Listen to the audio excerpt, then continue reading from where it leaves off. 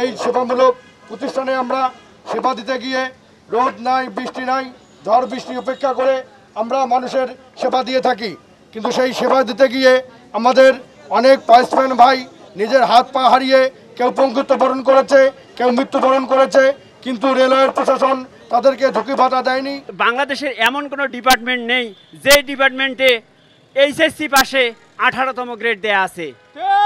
এই রেলওয়ে, একমাত্র রেলওয়ে আমাদের উপর নিষ্ঠুরভাবে, নির্মমভাবে আমাদের এইচএসসি পাশের কোনো সমমূল্যায়ন দেয় নাই। বুকিং সহকারী স্টেশন মাস্টার, টিকিট কালেক্টর, ওইখানে আমাদের পদোন্নতি দিলে অসুবিধা কোথায়?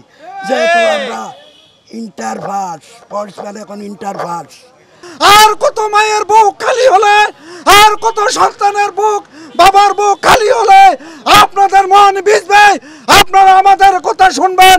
আজকে আপনারা আমাদেরকে এটা জানান দিবেন, যখন সারা বাংলার মানুষ নিশিরাইতে নির্জুম রাতে ডক ডক জক জক রেলের শব্দতে নিয়ে নিষ্পাপভাবে নিশ্চিন্তায় ঘুমান, হাজার হাজার যাত্রী নিয়ে যখন রেল চলছে তার নির্দিষ্ট গন্তব্যস্থানে, তখন সেই পোস্টম্যান বিন্দু জীবনের মায়া না করে আমরা দিন রাত অন্ধকারে মেঘে বৃষ্টি ভিড়ে ঝড় বৃষ্টিতে ভিজে আমরা পয়েন্ট পরিচালনা করি।